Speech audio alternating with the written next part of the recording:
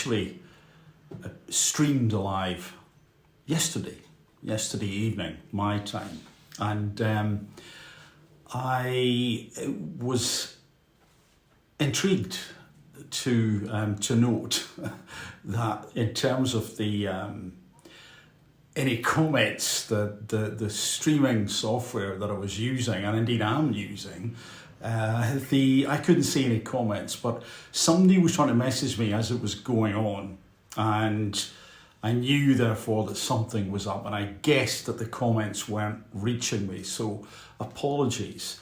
As I've said about this channel before, I want it to be authentic in the sense that you will see mistakes from me, you will see gaffes. That's sort of a word that's been bandied about these days, isn't it? You will see me not getting it right, sometimes at least, and I think that that's important. It's important not to be fake. It's also important to be professional and reduce those mistakes as far as possible, but that was my error. I presumed that I'd be able to see those comments, but in actual fact I couldn't. So what I've since done is looked at YouTube, and I have a comment on screen over here that somebody made. And just to set the scene, I was talking about Joe Biden, President Joe Biden in the United States, and looking at all the well, let's say the speculation around his ability to actually function well as a leader, and also the speculation about his physical and indeed neurological health and what may or may not be happening. And I've stayed away from it by and large. But for me, there was a point where I began to become worried about his capacity, but also him. And also the fact that in terms of the world stage, some things really didn't look good at all. Then a comment came in, and I'm going to read the comment, which is, now I hope I'm going to pronounce this name properly. Apologies if not. It's from Eric, surname Gutierrez, and I've probably mangled that, and I hate doing that. I get it a lot with my name as well, so I sympathise if I've done that wrong. So let me just refer to you as Eric. And Eric says, if Democratic voters overwhelmingly voted for him, then how undemocratic will it be for pundits to claim that he should step down? If he wants to stay in, let him stay in. This is why we have a process. And I think that's a great point. It's a really important point. And I did notice that a few days back, someone talked about the process and how important that process is. And I totally agree with that. It is why there is a process. And that process should not, under normal circumstances, be usurped, should be ripped up, should be ignored. And that got me thinking, because I do believe that in any of these situations that are important, and certainly what is happening in the States is very important, that we need to keep calm. It is difficult. People get exercised about these things. They get anxious, they get angry, they get frustrated. But when we do that, then our thinking is dumbed down to a degree. It becomes much more rudimentary for various reasons, because it's often connected to survival. But in a situation like this, I think it is important to take a big step back. I do practice that. I do recommend it for people. I do help people in terms of coaching and mentoring to think along those lines and give them strategies to do that. And sometimes, believe it or not, I even practice what I preach as well. And so taking a big step back from what I was saying about Joe, from a sense of worry, from a sense of concern, then let's look at this comment. Let's look at this idea about there being a process. And so should it be basically ignored, or should people find a way to get around it? And I suppose the bottom line to that is no, we shouldn't. However, are there situations and circumstances within which we need to find a way to interpret the rules in a certain way? And I hate using that phrase because it can mean that all sorts of skullduggery is getting, it's happening behind the scenes. And it smacks of that phrase, conservative with the truth, and so on. But are there situations where a process has to be ignored, or at least a process has to be amended? And so, having stepped back and having thought about this, I think that I'm going to come at this from the perspective initially of Joe Biden himself.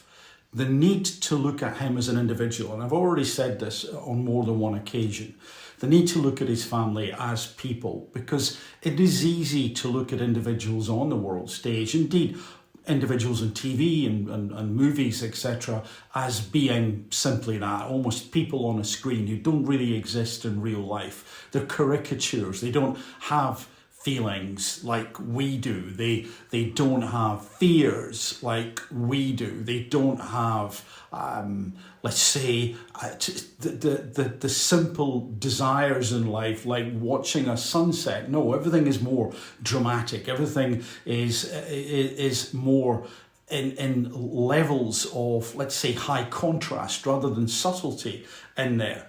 And what I think that can cause is us to dehumanize people. And once more, anyone listening to this could be saying, oh yeah, but you know, they're not human, or they do this and they do that. Well, we don't really know, because we're often seeing things through these screens. We can look at the implications, particularly of what politicians do, but how much do we know about the background to the restraints that they were under? Sometimes we do, sometimes we don't. And I guess in summary, what I'm saying is that I think it's very important to, first of all, keep as calm as possible in these situations. And when someone has got an alternative opinion, seek first to understand. That's what I'm doing here. I'm seeking first to understand. And I've thought about it and thought, that is such an important point.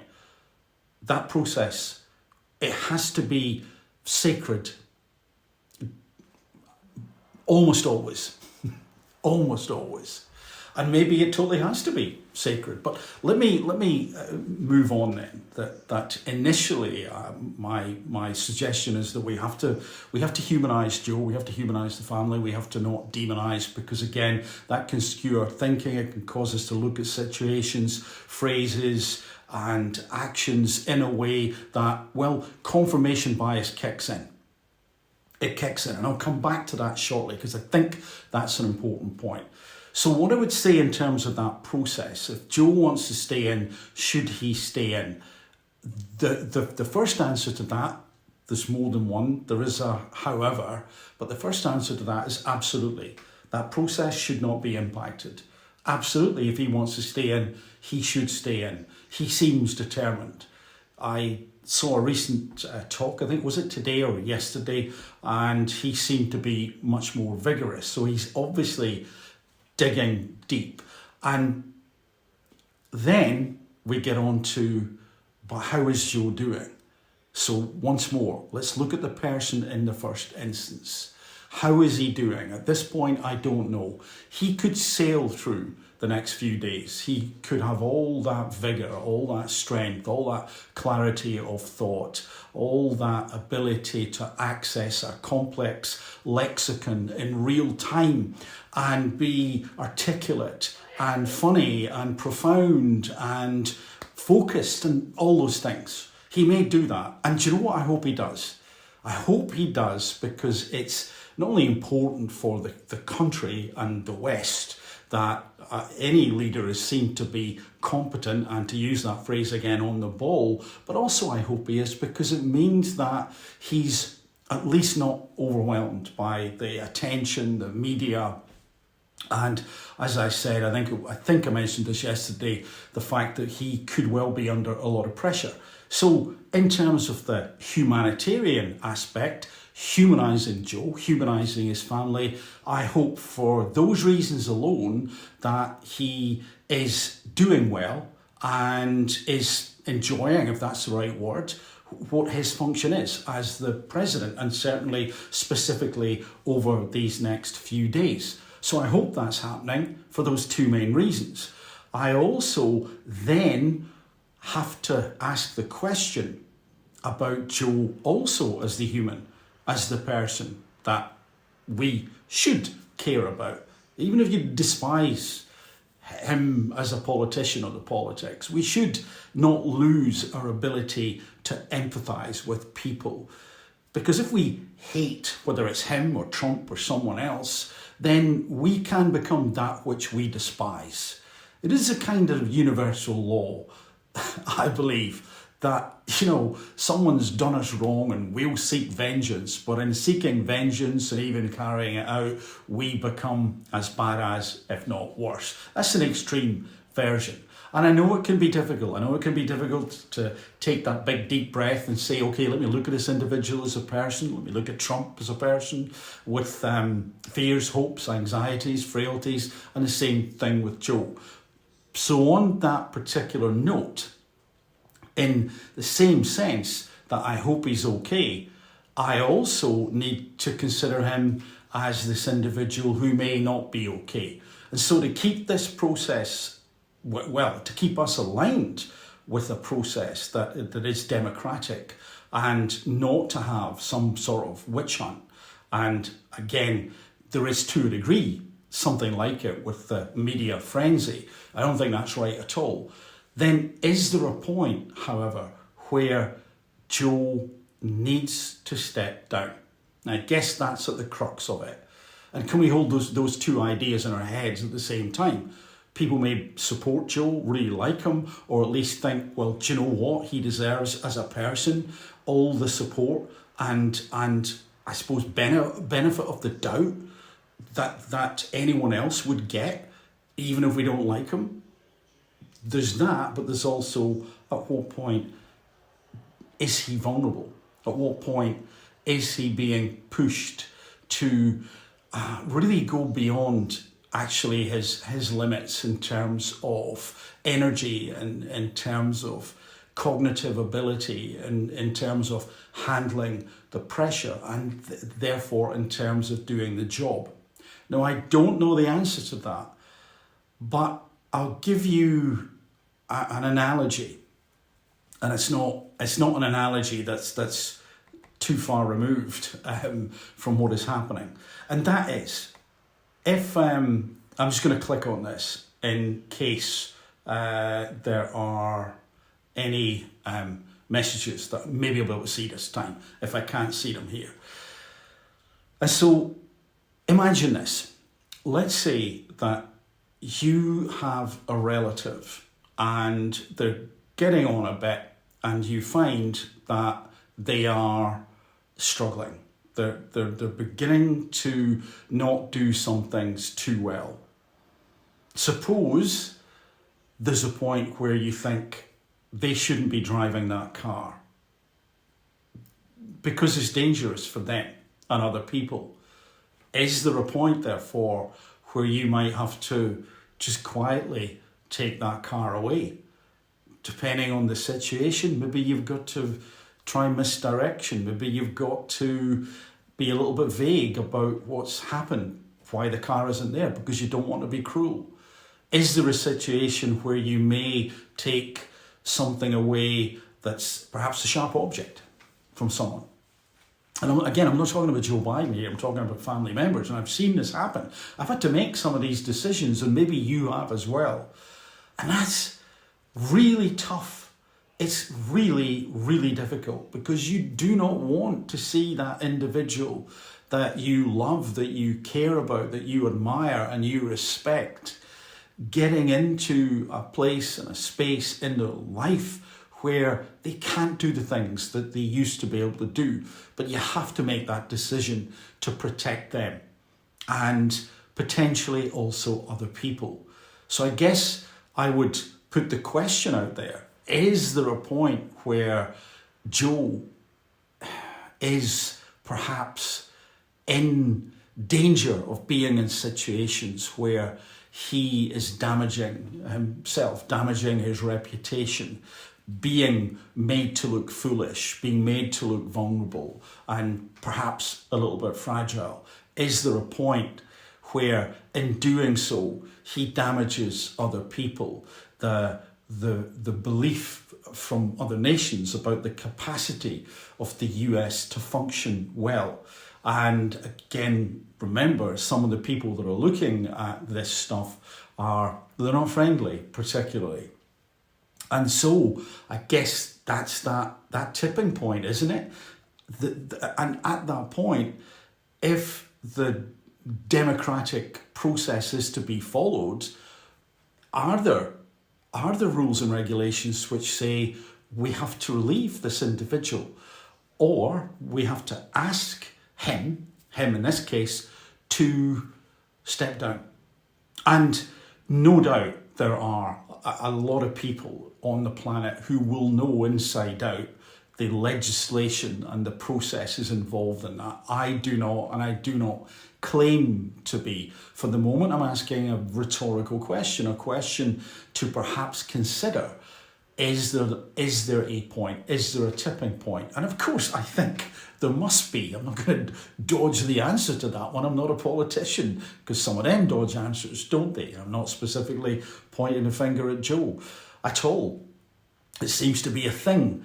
So I'm not a politician, and I would say that there's bound to be a point, because there's a point for our relatives or family members who we love, to protect them and other people. Then of course there has to be a point for Joe, the human being, who has people who love him and also who is potentially capable of doing the wrong thing, which could have a ripple effect on other people, as have all individuals who are in position of power and influence, as well as the people who are not, as I've just described, someone driving a car, for example.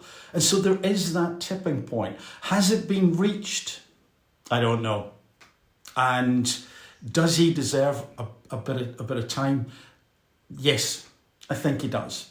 I think he does deserve that time, because we've seen reports come out which say that he's sound. So, for his age, I'm guessing, of limb and mind. And some people suggest there are things going on behind the scenes. There may be. I haven't seen any concrete evidence of that at this point in time. And he seems determined. He seems to have rallied a bit the last time I saw him on screen. And so at this point in time, maybe what we have seen in that first debate with Donald Trump was a blip. But I guess if this storm passes, then there are likely to be other ones. Because as he goes through this presidential race, then how will he fare? And so I don't think the question will go away, unfortunately. And one has to argue the point that maybe it shouldn't go away. But I'll come back to that focus, that frenzy, that eye of the storm that he may be finding himself in a moment. And then if he won the presidential race, if he was elected again, how would he fare for 4 years? Maybe that's too much to comprehend right now. Probably is. So even if he continues with this race, if he is then elected again, how would he be in 4 years' time? And so we're back to that process. How is that process enacted? And is there a tipping point where perhaps it's not written exactly in the rule book about what to do, but we would all look at one another and go, now's the time. Is it definitely the time right now? I can't say that, and I would have to give him the benefit of the doubt, because I think that's a fair thing to do. But if the slip-ups continue, then it's going to get more and more difficult for him. And so, to look back round, what I was thinking about actually last night, whilst I was streaming that last live, the one yesterday evening, again my time, I made a slip up because I was trying to figure out what was going on with the messages, and it was kind of breaking my conversation. Sorry, there I go again. My concentration a bit. My concentration turned into conversation because I was reliving that event where I just knew something was wrong because I was getting sort of a couple of people texting or messaging, but I couldn't read the messages. And so I thought, yeah, something's going on YouTube. I can't see it from here within this streaming platform. And because of that distraction, and I even got distracted thinking about the distraction, I said, instead of Democrats, I said Conservatives. And a couple of seconds later, when I realised I had said it, continued with the sentence and went back to correct it. But what are people doing right now with Joe? And this is also a problem, whether you support Joe or not, but in terms of that democratic process, in terms of being kind, in terms of giving someone the time to gather the strength again and show what they can do. Well, I mentioned it already, but confirmation bias kicks in because I can make these slip-ups, but I'm not the President of the United States. I can make these slip-ups, but as far as I'm aware, cognitively I'm relatively sound, I hope. And as far as I'm aware, I haven't made many of these slip-ups, and I generally don't make them when the pressure is on, and generally can communicate reasonably well. But suppose you were told, well, hold on a second, that guy, he's actually 85. And there's been a few times in the past where he just hasn't delivered. He seems to have gotten a bit wandered, and he seems to have forgotten what he was going to say and stopped and thought and then finished the sentence in a way that doesn't seem totally correct. Do you see what I mean? If that's what you had been told and then you see it, or more correctly, you don't quite see it. You see something that was a normal slip up that you and I could do anytime and do all the time. But because we don't have that label that Joe has now been given, we're not looking through that lens of confirmation bias to go, hey, let's look at the next video. Oh, there he goes again. There he goes again. Made a slip up. Ha! I told you he wasn't fit for the job. And I think that's going to be tough. Which is another reason to be kind and give him the benefit of the doubt. But as I say, there is a tipping point. There's a point where it will become, I mean, I hope not, if the trend continues based on the first debate, as in the trend of, well, the next one's worse, where it does become untenable, whatever that means to that democratic process. And the democratic process has to be upheld. Of course it does, 100%. But there would also have to be a way to say this is not fair on him and it's not fair on the country. So we'd have to find a way. But imagine then this feeding frenzy of the media that is happening right now. And I think that it would be useful if they could keep calm. It would be useful if he was given the benefit of the doubt, to give him that space to not be under such intense scrutiny. And I think it would also be useful if people just attempted to breathe and allow themselves to look at what is happening in terms of him and his communication style with a bit of, let's say, humanity, calmness, and giving him a bit of leeway, because he did make a gaffe, didn't he? If you watched him reading from the teleprompter, certainly in the last speech that I saw, and he was doing quite well. Credit where credit's due. He was moving from one screen to the other and reading with a reasonable amount of vigour. And then he read out the prompt to him, to Joe. And it was something like, move to military aid, or ask for the military aid, something like that. And so he was reading along, and doing well. And remember, other politicians read a teleprompter all the time, a lot of them. And so he gets to that point, reads out the instruction, but he stopped. He realised what he was doing, and then applause kind of drowned it out. But some people have jumped on it, and this is the problem, because that could have happened to anyone. It could have happened to you, me, you know, Democrat,